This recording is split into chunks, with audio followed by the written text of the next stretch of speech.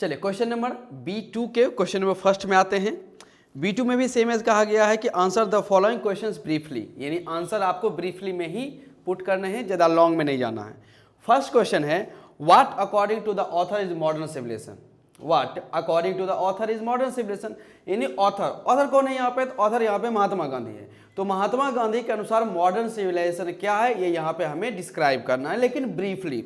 तो इसमें महात्मा गांधी जी के अनुसार अगर आंसर की बात करें तो कहा गया है अकॉर्डिंग टू द ऑथर के अनुसार modern civilisation is the worship of material, okay, violence and brute in us. तो मॉडर्न सिविलाइजेशन है क्या चीज? तो महात्मा गांधी कहते हैं कि महात्मा गांधी के अनुसार कि मॉडर्न सिविलाइजेशन है, इसमें सिर्फ वर्शिप होती है, इसमें ज़्यादा पूजा की जाती है या ज़्यादा इसको प्रेज किया जाता है, इसको ज़्यादा सम्मानित किया जाता है। किनको सम्मानित किया जाता है? तो मटेरियल, मशीनों की पूजा ज़्यादा होती है, मटेरियल थिंग्स की।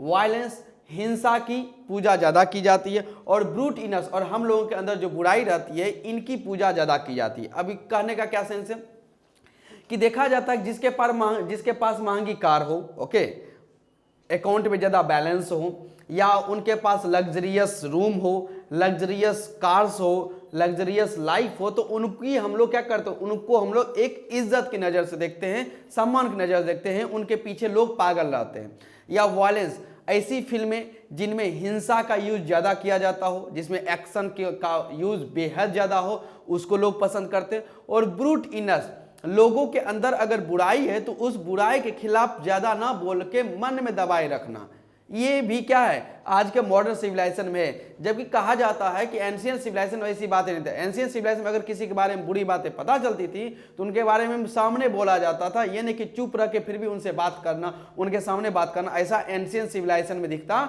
नहीं था। लेकिन मॉडर्न सिविलाइजेशन में ये सारी चीज़ें दिख जाती हैं।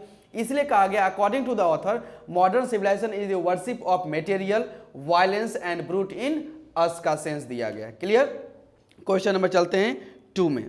कहा गया कि what did the author convey the countryman about dealing with modern civilization. जो ऑथर है महात्मा गांधी, उनके अनुसार वे अपने देशवासियों को कन्वे करते हैं, समझाते हैं किस चीज के बारे में? About dealing with modern civilization, कि आज का जो आधुनिक सिविलाइजेशन है उनसे किस प्रकार का डील करना है, इसके बारे में महात्मा गांधी क्या कहते हैं। तो आंसर है द ऑथर कहने का सेंस है महात्मा गांधी। अगर आप चाहें तो ऑथर जगह आप महात्मा गांधी का भी यूज कर सकते हैं, कोई शक नहीं। कहा गया द ऑथर यानी महात्मा गांधी जो है कन्वे टू द कंट्रीमैन, ये अपने देशवासियों को कन्वे करते हैं, मतलब समझाते हैं। क्या समझाते हैं? उन्होंने समझाया that we must cling to the old civilization, we must cling to the old civilization, हमें अपनी जो ओल्ड सिविलाइजेशन है, जो पुरानी सभ्यता, उनसे हमें क्लिंग यानी कि चिपके रहना चाहिए। टू द ओल्ड सिविलाइजेशन, किस प्रकार से चिपके रहना चाहिए? तो even as a child cling to the mother's breast, जैसे एक छोटा बच्चा जो है अपनी माँ के ब्रेस्ट यानी छाती से चिपका रहता है जी, क्योंकि उसे लगता है कि वही सुख है। अगर कोई बच्चा रो रहा होता है तो उसको अगर माँ अपने सीने से लगा लेती है तो वो बच्चा चुप हो जाता है। उसी प्रकार से हमें अपने सिविलाइजेशन से चिपके रहना चाहिए, उनसे लगाव रखना चाहिए, उनके बारे में स्टडी करना चाहिए, जानना चाहिए कि हमारी भारतीय सभ्यता संस्कृति किस प्रकार से थी और किस प्रकार से, किस रास्ते से, ऐसा कौन सा आचरण करके हम लोग इसे बनाए रख सकते हैं। वही कहते हैं cling to the mother's breast and shun it at all cost. और जो मॉडर्न सिविलाइजेशन है, ओके, इससे हमें जो है हर एक कीमत पे अलग रहना चाहिए। ओके, सन मतलब दूर रहना, एट ऑल कॉस्ट हर एक कीमत पर अलग रहना चाहिए। आगे क्वेश्चन नंबर 3 में कहा गया है what is the distinguish characteristic of modern civilization. ये जो मॉडर्न सिविलाइजेशन आधुनिक सभ्यता, इसका डिस्टिंग्विश कैरेक्टरिस्टिक, इसकी खास विशेषता क्या है? मॉडर्न सिविलाइजेशन में ऐसा क्या है जो इसको मतलब एक इसकी चरितार्थ या कहीं इसकी खासियत को बताने का ये काम करता है? तो आंसर कहा जाता है the distinguish characteristic of modern civilization. ये जो मॉडर्न सिविलाइजेशन है इसका डिस्टिंग्विश कैरेक्टरिस्टिक, इसका जो एक खास कैरेक्टरिस्टिक गुण यह है, क्या है? Is an indefinite multiplicity of human wants. Indefinite multiplicity of human wants, indefinite मतलब अनगिनत, और ह्यूमन वांट्स होता है मनुष्य की इच्छाएं। इसमें मनुष्य की इच्छाएं कई गुना रूप से ये बढ़ती रहती हैं, इनकी इच्छा कभी रुकने का नाम नहीं लेती है। लोग हमेशा अपनी इच्छाओं को बढ़ाते रहते हैं, यानी मॉडर्न सिविलाइजेशन में सेटिस्फैक्शन नाम का कोई शब्द यहाँ पे दिखता नहीं है, या इस रास्ते पे लोग चलना पसंद नहीं करते हैं। एंड इट ऑलवेज थिंक्स, और यह हमेशा सोचता है मॉडर्न सिविलाइजेशन में, at every step of the triumph of material civilisation, कि हर एक कदम पे, एवरी स्टेप पे मॉडर्न सिविलाइजेशन क्या होता है, ट्रायम्फ मतलब जीत के बारे में सोचता है कि हाँ मुझे जीतना ही है, मुझे जीतना ही है। जबकि कहा जाता है कि जीतने की उम्मीद जरूर रखें, जीतने का काम जरूर करें, लेकिन हारने की भी कला आनी चाहिए। कभी कभी हारना ही बेहतर माना जाता है। जैसे पाने की चाह जरूर रखें, पाने की चाह जरूर रखें, लेकिन कुछ ना मिले ओके, तो उसके बारे में, उसके लिए भी तैयार रहना चाहिए कि चलिए ये चीज मुझे ना मिली तो सुकून तो देता है कि कोई चीज प्राप्त होना, लेकिन ध्यान, अगर कोई चीज प्राप्त नहीं हुआ ओके, कोई चीज हमें नहीं मिला तो इसके लिए भी तैयार रहना चाहिए कि चलिए कोई बात नहीं, अनुभव तो मिला जिंदगी से ओके। कोई भी काम करेंगे तो कोई काम करने में सफलता और असफलता दोनों की चीज है, लेकिन प्रॉफिट तो होगा। अगर सफल हो गए तो ये बता सकते हैं कैसे सफल होना है, और असफल हो गए तो यह बता सकते हैं कि हम ये इस रास्ते पर हमें नहीं चलना चाहिए। इसलिए कहा गया कि मॉडर्न सिविलाइजेशन में हर एक स्टेप पे जीत के बारे में सोचा जाता है, जबकि हमें हार के बारे में भी आकलन करना चाहिए। तो एक बार मैं वन शॉट कर देता हूं। The distinguish characteristic of modern civilisation is an indefinite multiplicity of human wants and it always thinks at every step of the triumph of material civilisation. इसमें मटेरियल सिविलाइजेशन के बारे में हमेशा जीत के बारे में चर्चा की जाती है। क्वेश्चन नंबर 4 में आते हैं। कहा गया the author perceived danger from modern inventions how. ये जो मॉडर्न इन्वेंशंस हुए हैं, आधुनिक आविष्कार जिसके बारे में हम लोग चर्चा करते हैं, इससे ऑथर महात्मा गांधी को क्या खतरा महसूस होता है, हाउ कैसे। तो कहते हैं अकॉर्डिंग टू द ऑथर, कवि जो है मतलब कवि सॉरी कह रहे हैं कि जो लेखक है महात्मा गांधी, उनके अनुसार वी आर इन डेंजर। ये मॉडर्न इन्वेंशन हम लोग किस चीज में खतरे में आ गए हैं। कहा गया वी आर इन डेंजर, हम लोग खतरे में हैं, अब the permanent good for a momentary pleasure. अब है क्या चीज हम लोगों के अंदर, जो मॉडर्न सिविलाइजेशन में है क्या चीज जो सबसे इंपॉर्टेंट खतरा दिख रहा है कि we are in danger of bartering away the permanent good for a momentary pleasure. हम लोगों के पास जो मोमेंट्री प्लेजर है, कुछ पल की जो खुशी होती है, उसको हम लोग पाने के लिए जो परमानेंट प्लेजर है, जो हमेशा के लिए देने वाली खुशी, हम लोग उसको छोड़कर कुछ पल की खुशी की तरफ हम लोग क्या हो जाते हैं, आकर्षित हो जाते हैं, जो इस मॉडर्न सिविलाइजेशन में खतरे की निशानी दिख जाती है। इसलिए हमें अपने लाइफ में यह सोचना चाहिए कि ऐसी कौन सी चीजें हैं जो हमें परमानेंट सुख दे सकता है, लॉन्ग लास्टिंग देगा, उस पर हमें ज्यादा फोकस करना चाहिए, ना कि मोमेंट्री प्लेजर से। जैसे कभी देखेंगे छोटा बच्चा जब कि मेला जाता है घूमने के लिए, तो उस छोटे बच्चे को कभी ये खिलौना पसंद आता है, कभी वो खिलौना पसंद आता है, कभी वो खिलौना पसंद आता है, क्लियर। और वो अपने गार्जियन से जिद करता है कि नहीं मुझे ये खिलौना चाहिए, ये चाहिए, वो चाहिए। तो गार्जियन बहुत सारी चीज़ दिला भी देते हैं और बहुत सारी चीज़ नहीं भी दिलाते हैं। उसमें से एक फेवरेट गन हुआ करता है लेजर वाला ओके, जिस गन को पुट करने के बाद सामने वाले व्यक्ति पे क्या होता है, एक लेजर लाइट जाता है, और वो देख के बच्चा बेहद ही, उसे और कुछ नहीं आता, बस वो लेजर वाला ही है ओके। अब उसको देखेगा कि बच्चा किस वजह से उस गन को खरीदने का कोशिश करता है। उसको लगता है कि अगर हम ये लेजर वाला गन अगर खरीद लेंगे, हम घर में जाएंगे, मैं अगर घर में जाऊंगा तो मैं अंकल को दिखाऊंगा या भैया को दिखाऊंगा या अपने दोस्त को दिखाऊंगा, तो वो बहुत ही खुश होगा, वो बहुत ही खुश होगा। तो और इस वजह से वो उस खिलौने की तरफ आकर्षित हो जाता है। उसको कोई काम नहीं, बस उसको मोमेंट्री प्लेजर के कुछ पल का उसे काम लेना है। और देखिएगा अक्सर जब बच्चा खिलौना खरीदता है, घर में जाके रात में, दिन में 2-3 दिन तक वो ऐसे वैसे करेगा, तो अंकल भी खुश होते हैं, दोस्त भी खुश होते हैं। लेकिन जब वही 2-3 दिन के बाद वही खिलौना देखकर या लेजर देखकर जब अंकल गुस्सा हो जाते हैं, भैया गुस्सा हो जाते हैं, या दोस्त उस हिसाब से उसको प्रेज नहीं करता, उसकी तारीफ नहीं करता, तो बाद में वो जो लेजर गन है उसको वो फेंक देता है।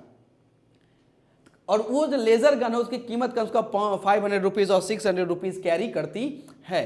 तो सोच लीजिए वो जो छोटा सा बच्चा है वो 500 to 600 रुपीज बस एक मोमेंट्री प्लेजर के लिए उसने उसको बर्बाद कर दिया, क्योंकि वो उस मोमेंट्री प्लेजर में कैच हो गया। वहीं एक छोटा बच्चा है जो एक, कहने का मतलब होता है, एक बॉक्स बनाया हुआ है जिसमें अपने मनी को कलेक्ट करता है, और अगर वही बच्चे को अगर आदत लगा दिया जाए 500 और 600 रुपीज को कलेक्ट कैसे किया जाता है, तो वही कलेक्ट किया हुआ रुपया जो है, अगर ज़्यादा रुपया कलेक्ट होता है कोई अच्छी चीज़ें खरीद सकता है, एक लॉन्ग लास्टिंग चीज़ें खरीद सकता है। इसलिए ध्यान रखना चाहिए कि हम लोग को मोमेंट्री प्लेजर के लिए परमानेंट प्लेजर को कभी त्यागने की जरूरत नहीं होनी चाहिए। और लेकिन मॉडर्न सिविलाइजेशन में यही तो है, लोग परमानेंट की जगह टेम्पोररी, लोग जो है लंबे रास्ते लेने की जगह शॉर्टकट की तरफ भागना पसंद करते हैं। तो ऐसी चीज़ें नहीं होनी चाहिए। शॉर्टकट काम देता है, लेकिन हर चीज़ में शॉर्टकट बर्बादी का कारण बन सकता है। आगे आते हैं, हाँ उसी में और एक लाइन ऐड किया गया, there are some inventions that are too maddening to resist.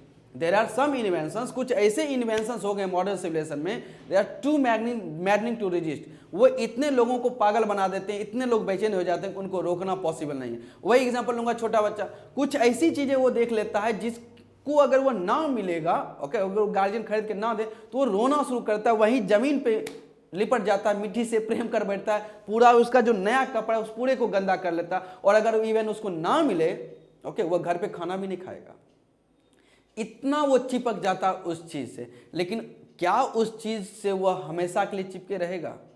आने वाला टाइम में शायद उसे वो छोड़ देगा। तो ये चीज हमें सिखाना पड़ेगा। आगे आते हैं, क्वेश्चन नंबर 5 क्या गया, what does the author prefer to materialism. Author जो है, ओके, यानी महात्मा गांधी, ये मटेरियलिज्म जो आज के मॉडर्न इन्वेंशन है, इसमें मटेरियलिज्म को छोड़कर ऑथर किसको प्रेफर करते हैं, यानी किसको पसंद करते हैं। तो कहा गया है कि Mahatma Gandhi prefers spiritualism to materialism. Mahatma Gandhi ji जो हैं वो मटेरियलिज्म से ज़्यादा स्पिरिचुअलिज्म को फॉलो करने के लिए बताते हैं या पसंद करते हैं।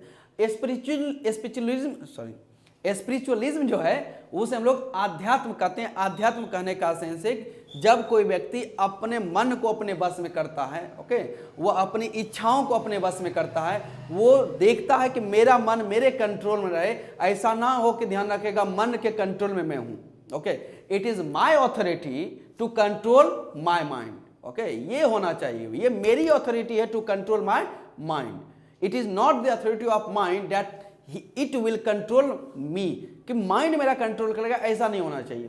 और ये सीखने में बहुत टाइम लग जाता है हम लोगों के जीवन में। हम लोग अक्सर अपने माइंड के पीछे भागते हैं। माइंड कहता है ये करो तो ये करो, माइंड कहता है ये खरीदो तो ये खरीदो।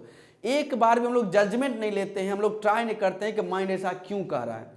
अगर हम लोग किसी मॉल में जाते हैं और वहाँ ऑफर दे गया तो हम लोग तुरंत से कपड़े खरीद लेते हैं। एक बार ये नहीं देखते हैं क्या कपड़े की जरूरत हमें है उस कपड़े की या नहीं, क्या मेरे पास कपड़ा नहीं है, क्या मेरे पास पहनने के लिए मतलब कुछ जोड़े कपड़े नहीं, अगर हैं तो मैं फिर ये क्यों खरीद रहा हूँ। लेकिन वो अट्रैक्शन हो जाता है क्योंकि मन हमारे बस में नहीं तो हम लोग मन की तरफ भाग जाते हैं। इसलिए हमारे ध्यान रखेगा, हम लोगों को अपने बच्चों को या हम लोगों को खुद ये सीखना चाहिए कि स्पिरिचुअलिज्म क्या होता है, कैसे मन को बस में किया जा सकता है, हमें कैसे ये सीखना है कि हमारे जीवन की जरूरत की चीज़ें क्या हैं। तो यही कहते हैं कि राइटर जो है मटेरियलिज्म से ज़्यादा स्पिरिचुअलिज्म को फॉलो करने की बात यहाँ कर रहे हैं Mahatma Gandhi. Second last question आते हैं, अब क्वेश्चन नंबर 6 क्या को what does our civilisation depend upon. हमारी जो सिविलाइजेशन है, जो ये सभ्यता, ये किस चीज पे निर्भर करती है, ये कहा गया। तो इसमें कहते हैं कि आवर सिविलाइजेशन डिपेंड्स, हमारी सिविलाइजेशन डिपेंड करती है not upon multiplying our wants, कि हम लोग अपनी इच्छाओं को बढ़ा दें, वो भी मल्टीप्लाई करते हुए, इस पे हमारी सभ्यता तो निर्भर नहीं करती है। सेल्फ इंडल्जेंस, अपने आप में व्यस्त होना, इस पे भी हमारी सभ्यता निर्भर नहीं करती है। But upon restricting wants self denial, बल्कि इस पे डिपेंड करती है कि रेस्ट्रिक्टिंग वांट्स, कि हमें अपनी इच्छा को रेस्ट्रिक्ट करना चाहिए, उनको रोकना चाहिए, और सेल्फ डिनाइल स्वतः आना चाहिए। कोई कहेगा कि नहीं आपको ये इच्छा नहीं पूरी होनी चाहिए या ये इच्छा गलत है, वो नहीं, खुद से सीखना चाहिए कि मैं कैसे सोचूं कि ये मेरी इच्छा गलत है, मुझे ये चीज़ नहीं करना है इस एज में, जब टाइम आएगा तब मैं करूँगा। तो ये चीज़ हम लोगों को एक सेल्फ डिनाइल, हमारे सिविलाइजेशन, मेरी जो सिविलाइजेशन या हमारे सिविलाइजेशन इसी बात पर डिपेंड करती है। लास्ट क्वेश्चन में आते हैं, इसमें कहा गया कि what is civilisation in the real sense of the term, कि वास्तव में real sense of the term में सिविलाइजेशन है क्या चीज, क्या है सिविलाइजेशन। इसमें कहा गया कि civilisation in the real sense of term, जो सिविलाइजेशन सभ्यता है ये रियल सेंस ऑफ टर्म में कहा जाता है कंसिस्ट नॉट इन मल्टीप्लिकेशन, इसमें consist not in multiplication but in the deliberate and voluntary restriction of wants. वही जो पहले कहा गया था कि इसमें ध्यान रखें हम लोग मल्टीप्लिकेशन में नहीं कंसिस्ट होना है, व्यस्त नहीं होना है कि हम लोग अपनी इच्छाओं को बढ़ाते रहें, बट इन डेलिबरेट हम लोगों को बात विचार विमर्श हमें करना चाहिए, ग्रुप की तरफ बैठ के बातचीत करना चाहिए, और जो ग्रुप में जो फैसला होगा उस पर हम लोग निर्णय लेने का काम करेंगे। And the voluntary restriction of wants, और स्वेच्छा से अपनी इच्छाओं को रेस्ट्रिक्ट करना चाहिए, नकारना चाहिए कि नहीं मुझे नहीं चाहिए। माइंड कह रहा है लेकिन हमें उस रास्तों को फॉलो नहीं करना है, जब तक हमें ये नहीं पता चलेगा, जब तक हम लोग को टेस्ट ना करेंगे, उसको वेरीफाई नहीं करेंगे, जब तक वो क्लैरिटी नहीं आएगी तब तक हम लोग उस चीज़ के आगे बढ़ेंगे नहीं। इसलिए इसमें कहा गया है कि हमारी जो सभ्यता डिपेंड करती है वो वास्तव में क्या चीज़ है, तो वॉलंटरी रेस्ट्रिक्शन ऑफ वांट्स, अपनी इच्छा को स्वयं से रोक देना चाहिए, तो इस पे डिपेंड करते हैं। क्लियर हो गया? तो ये क्वेश्चन आंसर होते हैं कंप्लीट। अब आते हैं इसी में एक करेक्ट द स्पेलिंग की बात की गई है। मैं पेज नंबर बता देता हूं,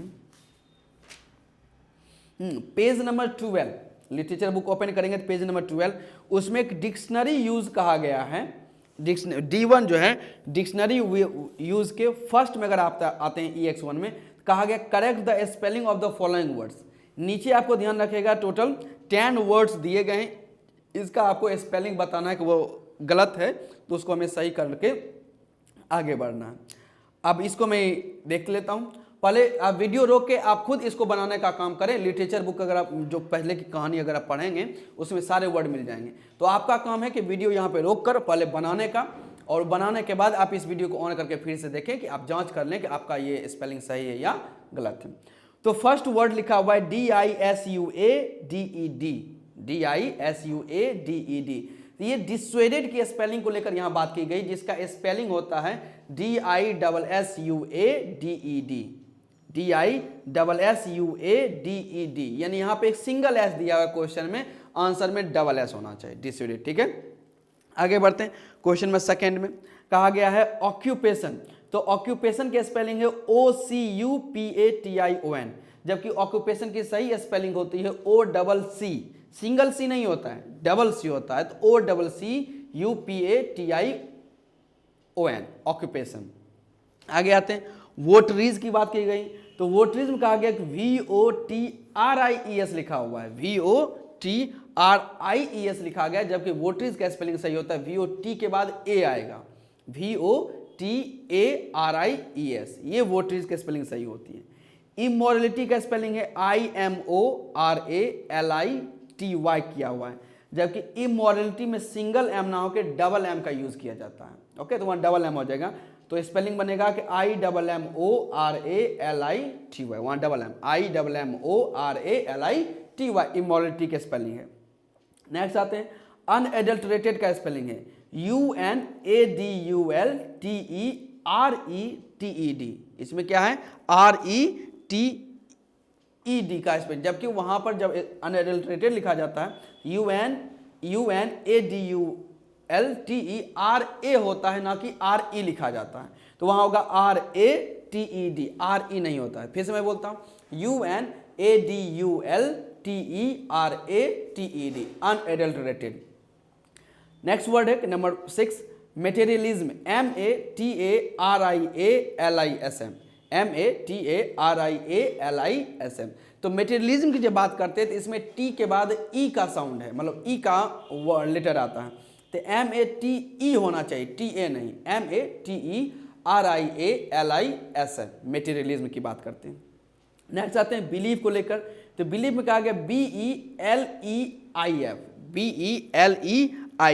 जबकि बिलीफ का जो स्पेलिंग होता है वो होता है BELIEF, यानी यहाँ पे वर्ड में L के बाद EI दिया हुआ है, इसी को एक्सचेंज करना है, ओके, इंटरचेंज कर देना है कि बिलीफ का स्पेलिंग होता है BELIEF, बिलीफ वो सही स्पेलिंग है। आगे आते हैं मैडनिंग को लेकर, अभी जस्ट क्वेश्चन में आंसर में भी मैंने कहीं इंक्लूड किया था, MADNING की बात की, MADNING, स्पेलिंग सही होता है MADD, एक डी तो है, एक और डी लगाना पड़ेगा, उसके बाद आपको ई लेटर पुट करना पड़ेगा, तो MADDENING, मैडनिंग, ये स्पेलिंग बिल्कुल सही जाएगी। तो मैडनिंग हो गया। आगे आते हैं इनग्रेव है, तो ENGREV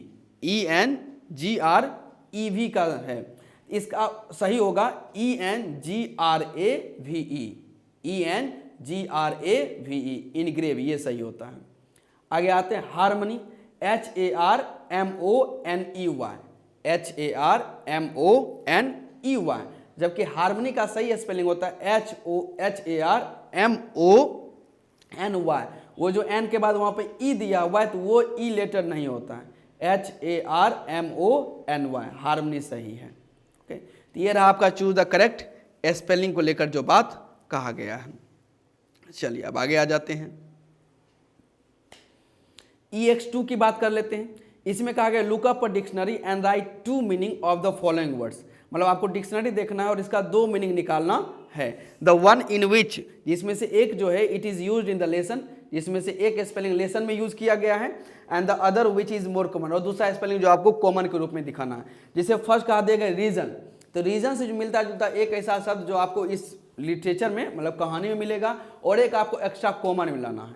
तो रीजन के लिए आप अलग से जो रीजन है उसका दूसरा वर्ड बना सकते हैं। एक लिख सकते हैं बिकॉज, रीजन का एक लिख सकते, सिनोनिम्स की बात यहाँ कीजिए, पर्यायवाची शब्द जिसे हम लोग कहते हैं सिनोनिम्स। तो रीजन का एक हो जाता है बिकॉज और एक हो जाएगा कॉज, BECAUSE बिकॉज, और कॉज CAUSE कॉज, मिलता जुलता शब्द है। उसके बाद बात करते हैं थिंकिंग का। तो थिंकिंग को लेकर एक इंटेलिजेंस की बात कर सकते हैं, INTELLIGENC इंटेलिजेंस, और एक हम लोग चाहें तो विट की बात कर सकते हैं, WIT विट का। आगे आते हैं वांट्स। तो वांट्स का एक यूज हम लोग कर सकते हैं डिजायर, DESIRE डिजायर, और एक आ सकता है विश से लेकर WISH विश, दोनों। RUIN RUIN RUIN मतलब बर्बाद करना होता है, तो उसका एक सेंस आता है डिस्ट्रक्शन, ओके, DESTRUCTION डिस्ट्रक्शन, और एक हम लोग ब्लास्ट भी वर्ड अगर चाहे तो यूज कर सकते हैं, BLAST ब्लास्ट। आगे आते हैं कॉपी। तो कॉपी को एक वर्ड हम लोग कॉपी में नकल करना या उसको हूबहू तैयार करना, उसे हम लोग इमिटेट कर सकते हैं, IMITATE इमिटेट हो जाएगा। और एक हो जाएगा हम लोगों के लिए जीरोक्स भी आप कर सकते हैं, लेकिन जीरोक्स का स्पेलिंग याद रखिएगा, जीरोक्स स्पेलिंग है XEROX जीरोक्स कह दिया गया। क्लियर। अब चलते हैं D2 जिसमें कहा गया वर्ड इंफॉर्मेशन। वर्ड इंफॉर्मेशन इसमें कहा गया है, कुछ शब्द हैं इसमें अगर पढ़ेंगे, इन द एबव सेंटेंस, एक सेंटेंस लिखा गया है, each followed his on occupation, मतलब हमारे पूर्वज में जो भी लोग थे वो हर एक लोग अपना ऑक्यूपेशन फॉलो किया करते थे। तो ऑक्यूपेशन का पार्ट्स ऑफ स्पीच यहाँ पे नाउन है। तो इसमें कहा गया कि इन द एबव सेंटेंस, ऊपर जो सेंटेंस है, the word occupation, occupation word पे फोकस करने की बात की गई है, which is an abstract noun, जो क्या है कि भाववाचक संज्ञा है, एब्स्ट्रैक्ट नाउन है, is derived from the verb, और ये जो वर्ड नाउन बना है एब्स्ट्रैक्ट नाउन, ये वर्ब बना हुआ है ऑक्यूपाई से, ऑक्यूपाई से ही बना हुआ है ऑक्यूपेशन। तो आपको कहा गया है कि now derive abstract noun from the verbs given below, नीचे जो आपको शब्द दिए गए हैं उनसे आपको एब्स्ट्रैक्ट नाउन बनाना है, एंड यूज देम, और उनका यूज करना है इन सेंटेंस ऑफ योर ओन, और अपने किसी सेंटेंस में उसका क्या करना है, यूज करना है। मतलब जो वर्ब दिया हुआ है उस वर्ब का हमें एक एब्स्ट्रैक्ट नाउन बनाना है, तैयार करना है। तो जैसे पहला वर्ड आता है कन्वर्ट, क्या है, कन्वर्ट, CONVERT, तो कन्वर्ट। तो इसके जगह अगर हम लोग चाहें तो कन्वर्ट से हम लोग एक एब्स्ट्रैक्ट नाउन बना सकते हैं, कन्वर्जन। कन्वर्ट से एक स्पेलिंग क्या बन सकता है, नाउन। कन्वर्ट वर्ब है, convert, converted, converted, converting, converts हो जाता है। इसका नाउन अगर आप बनाना चाहेंगे तो वो आप कह सकते हैं कन्वर्जन। क्लियर। इसका सेंटेंस देख लेते हैं। तो सेंटेंस कहा गया है कि solar power is the conversion of the sun's energy into heat and electricity, कि सोलर का जो पावर होता है, solar power is the conversion उसको बदलता है किसमें, मतलब सोलर पावर क्या है, बेसिकली एक कन्वर्जन है जिसमें ऑफ द सन्स एनर्जी, इसमें सूर्य की एनर्जी को हम लोग कन्वर्ट करते हैं into heat and electricity, heat और इलेक्ट्रिसिटी हम लोग उसे क्या कर देते हैं, कन्वर्ट कर देते हैं, यही सोलर पावर का काम है। तो ये कन्वर्जन इसमें वर्ड नाउन की जगह दिख गया है, क्योंकि द आर्टिकल है और आर्टिकल के बाद कन्वर्जन नाउन एब्स्ट्रैक्ट नाउन का यूज हो गया है। सेकेंड वर्ड की बात करते हैं परफॉर्म से। परफॉर्म वर्ब है, परफॉर्म से ही एक अलग नाउन बनता है परफॉर्मेंस, एब्स्ट्रैक्ट नाउन है जो कि परफॉर्मेंस दिखती नहीं, हमें ऑब्जर्व करना पड़ता है परफॉर्मेंस। तो इसका कह सकते हैं कि ही वाज फायर्ड, उसे फायर्ड कर दिया, मतलब नौकरी से निकाल दिया गया जॉब से, बिकॉज ऑफ पुअर परफॉर्मेंस, किस वजह से, बिकॉज ऑफ पुअर परफॉर्मेंस, मतलब उसका परफॉर्मेंस कमजोर था, अच्छा नहीं परफॉर्मेंस था, तो उसे फायर्ड कर दिया गया। तो ये परफॉर्मेंस यहाँ पे वर्ड यूज हो गया है, पुअर परफॉर्मेंस, और प्रिपरेशन है, प्रिपरेशन के बाद परफॉर्मेंस क्या हो जाएगा, नाउन, पुअर वहां पर एडजेक्टिव है। नेक्स्ट आते हैं डिफाइन को लेकर। डिफाइन परिभाषा करना होता है, इसी डिफाइन से एक नाउन बन सकता है डेफिनेशन। क्या होता है, डेफिनेशन। इसका सेंटेंस देख लेते हैं। कहा गया what is the definition of the adjective, what is the definition of the adjective, connection से एडजेक्टिव जो है विशेषण, उसकी डेफिनेशन क्या है, परिभाषा क्या है। तो यहां पे देखेंगे तो द आर्टिकल है और आर्टिकल के बाद यहां पर डेफिनेशन जो है वो नाउन बन जाएगा। आगे आते हैं प्लीज। प्लीज मतलब रिक्वेस्ट करना होता है, ओके, या सॉरी खुश करना होता है, रिक्वेस्ट करना भी होता है, और प्लीज का एक और मीनिंग होता है खुश करना। तो उसी प्लीज का यहाँ नाउन फॉर्म बना है प्लेजर, ओके, क्या बना है, प्लीज से क्या बना है, प्लेजर, ये एब्स्ट्रैक्ट नाउन है। इसका देखते हैं, तो किसी को मिलने, जब हम लोग किसी से मिलते हैं तो कहते हैं it is a pleasure to see you, मतलब आपको देखकर मुझे खुशी हुई, it is a pleasure to see you. A article है तो प्लेजर क्या हो जाएगा, नाउन हो जाएगा। आगे आते हैं, एजुकेट, जानते ही हैं एजुकेट मतलब शिक्षा देना, इससे हम लोग बना सकते हैं एजुकेशन, ओके, शिक्षा होता है। तो एजुकेशन कहते हैं it is important for children to get a good education, बच्चों के लिए जरूरी है कि उनको एक अच्छी शिक्षा मिले। It is important for children to get a good education, तो वहां पर भी देखिएगा ए आर्टिकल है, एजुकेशन नाउन हो जाएगा और गुड का पार्ट्स ऑफ स्पीच क्या हो जाएगा, एडजेक्टिव बनने का काम करेगा। लास्ट आते हैं, कहा गया ऑब्जर्व, OBSERVE, ऑब्जर्व, अवलोकन करना, देखना, तो ये वर्ब है, इसी का हम लोग नाउन बनाएंगे तो ऑब्जर्वेशन हो जाएगा, ओके। तो कहा गया the police are keeping the suspect under observation, police जो है आर कीपिंग द सस्पेक्ट, जो सस्पेक्ट है जिस पर उसको शक है उसको वो रखे हुए किस हालत में, अंडर ऑब्जर्वेशन, लोग ऑब्जर्व करिए उस बात पे क्या है, हो रहा है नहीं हो रहा है, सारे उसके एक्टिविटी को ऑब्जर्वेशन में रखा गया, तो अंडर ऑब्जर्वेशन की बात की गई है। आगे आते हैं D2 वाले सेक्शन में, तो D2 में कहा गया है वर्ड मीनिंग वाला जो सेक्शन है, कॉलम ए कॉलम बी दिया हुआ है, तो आपको कॉलम ए में कुछ वर्ड्स दिए हुए हैं, मतलब ग्रुप ऑफ वर्ड्स हैं, हिंट करके आपको बताना है कि उसको इंग्लिश में एक वर्ड क्या है, जिसे कहते हैं ना अनेक शब्दों के एक शब्द, वन वर्ड सब्स्टिट्यूशन जो होता है, तो उसके लिए यहाँ पर रखा गया है। लेकिन यहाँ पे आपको एक हिंट दिया गया है, क्लास में पहले ब्लैंक देकर फिर जैसे फर्स्ट वाला में TOR लिख दिया गया है, मतलब यहाँ जो बहुत सारे शब्द लिखे हुए हैं उसका एक शब्द बनाना है जिसका मिलता जुलता शब्द का कुछ लास्ट वाला वर्ड लेटर दे दिया गया कि TOR। जैसे पहला है someone related who lived long time एगो, समवन कोई इसी का जिनका संबंध होता है, हु लिव्ड लॉन्ग टाइम एगो, जो हमें बहुत पहले रहा करते थे। ऐसा कोई एक वर्ड बताइए जो इसका मतलब निकाले और इसके लास्ट में TOR होते हैं। हिंट करने के लिए हम लोग ये इस बात को जानते हैं कि ये एंसेस्टर है, क्या है, एंसेस्टर, पूर्वज, ANCESTOR, तो ANCES हमें लिखना है, TOR उसमें लिखा हुआ है। ऑफ वंस होमलैंड, होमलैंड मतलब किसी के अपने घर का बना होना, वहां का होना, और लास्ट में कहा गया है कि है NOUS, तो इसकी स्पेलिंग मिलती जुलती है इंडिजिनस लेकर, इंडिजिनस एजुकेशन होता है, ओके। तो इसका स्पेलिंग हो जाएगा INDIGENOUS से इसका सेंस निकल जाता है, इंडिजिनस से। आगे बढ़ते हैं, जो तीसरा वाला सेक्शन में आ जाते हैं, इसमें कहा गया being a burden to, being a कि किसी चीज का बोझ होना, तो हमारे पूर्वजों ने कहा था कि जो बड़े सर होते हैं वो क्या होते हैं, यूजलेस एनकम्ब्रांस, ओके, एक बोझ की तरह होते हैं। तो यहाँ पे एनकम्ब्रांस का स्पेलिंग सही होगा कि ENCUMBRANCE,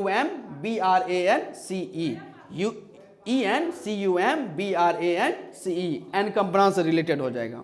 आगे आते हैं, to spread ideas beliefs ETC, अपने आइडियाज या अपने बिलीव को बढ़ावा देना, तो लास्ट में होना चाहिए ATE, ओके। तो इससे जुड़ा हुआ एक वर्ड है प्रोपोगेट, क्या है, प्रोपोगेट, PROPOGATE, प्रोपोगेट, इससे मिलता जुलता शब्द है, क्लियर हो जाएगा। फिर कहा गया है कि स्लो वीटेड, क्या कहा गया, स्लो वेटेड, स्लो वेटेड मतलब होता है जो धीरे धीरे बदलने का काम करता है, अचानक नहीं होता है, तो इसको हम लोग स्टोलिड कह के एक वर्ड हम लोग चर्चा में लाते हैं कि इंडियन सिविलाइजेशन पर हमारे लोगों पर आरोप लगता है कि हम लोग क्या स्टोलिड है, इग्नोरेंट हैं, इस प्रकार के हैं, तो वही स्टोलिड हो जाएगा STOLID, स्टोलिड। अब कहते हैं एडवाइस अगेंस्ट, एडवाइस अगेंस्ट मतलब जो आप सलाह देते हैं उसके अलग हो जाना, अगेंस्ट, विरोध, इससे हम लोग कहते हैं डिसवेड करके हम लोग स्पेलिंग ला सकते हैं, तो कहा जाएगा कि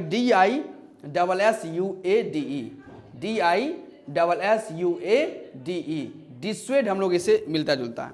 नेक्स्ट कहते हैं exchange goods, exchange goods property मतलब सामानों, गुड मीन्स अच्छा होता है, गुड्स का मतलब सामान होता है, सामान हो या प्रॉपर्टी हो, मतलब जो जमीन होता है उसका जब हम लोग एक्सचेंज करते हैं, लेन देन करते हैं, तो इसे कहा गया बार्टरिंग सिस्टम कहा जाता है, लेन देन की प्रक्रिया। स्पेलिंग है BARTER, TER पलिस लिखा हुआ है, तो हम लोगों को सिर्फ लिखना है BAR करके छोड़ देना है। आज के लिए इतना ही रहने देते हैं, ओके, फिर ज़्यादा हो जाएगा।